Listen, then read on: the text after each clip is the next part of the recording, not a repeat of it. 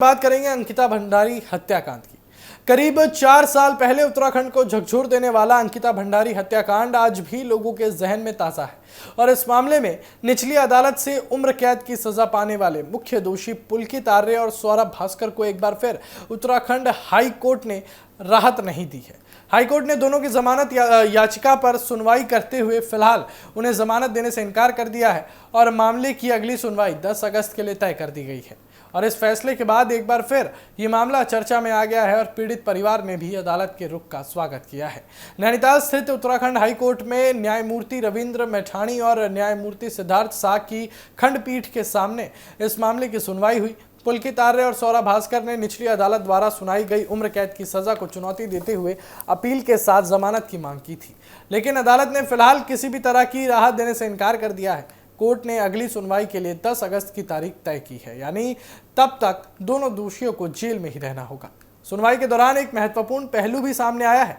पीड़ित पक्ष के वकील ने अदालत को बताया कि अपील की प्रति उन्हें उपलब्ध नहीं कराई जा रही है और उनका कहना था कि जब तक अपील में उठाए गए आधारों की जानकारी नहीं होगी तब तक वो प्रभावी ढंग से अपना पक्ष नहीं रख सकते।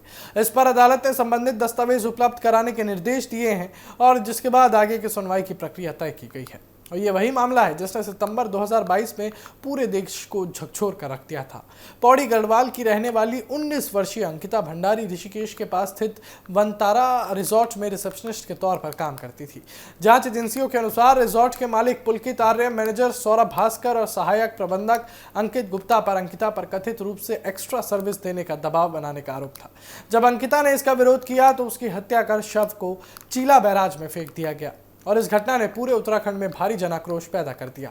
लंबी जांच और सुनवाई के बाद कोटद्वार की अदालत ने मई 2025 में पुलकित आर्य, सौरभ भास्कर और अंकित गुप्ता को हत्या और साजिश समेत अन्य आरोपों में दोषी ठहराते हुए उम्र कैद की सजा सुनाई थी। इसके बाद तीनों दोषियों ने हाई कोर्ट का दरवाजा खटखटाया। हालांकि हाई कोर्ट पहले भी कई मौकों पर इस मामले में जमानत देने से इनकार कर चुका है और अब एक बार फिर अदालत ने तत्काल राहत नहीं दी है। अंकिता भंडारी हत्याकांड केवल एक आपराधिक मामला नहीं रहा, बल्कि ये महिलाओं की सुरक्षा, राजनीतिक प्रभाव और न्याय व्यवस्था पर राष्ट्रीय बहस का विषय भी बन चुका है। मामले के मुख्य आरोपी पुलकित आर्य का संबंध एक प्रभावशाली राजनीतिक परिवार से होने के कारण ये केस लगातार सुर्खियों में रहा। जांच, अदालत की कार्यवाही और पीड़ित परिवार की न्याय की मांग पर पूरे देश की नजर बनी रही। पीड़ित परिवार लगातार ये कहता रहा है कि उन्हें केवल सजा ही नहीं बल्कि ऐसा न्याय चाहिए जो भविष्य में किसी और की बेटी के साथ ऐसी घटना होने से रोक सके। वहीं दूसरी ओर दोषियों की ओर से जो सजा को चुनौती देने की कानूनी प्रक्रिया जो है वो जारी है। ऐसे में हाई कोर्ट की हर सुनवाई इस मामले में बेहद अहम मानी जा रही है। फिलहाल अदालत ने साफ संकेत दिया है कि बिना विस्तृत सुनवाई के दोषियों को राहत नहीं दी जाएगी और अब इस बहुचर्चित मामले में सभी की नज़र 10 अगस्त को होने वाली अगली सुनवाई पर रहेगी। अदालत उस दिन अपील के विभिन्न पहलुओं पर आगे विचार करेगी। तब तक पुलकित आर्य और सौरभ भास्कर जेल में ही रहेंगे।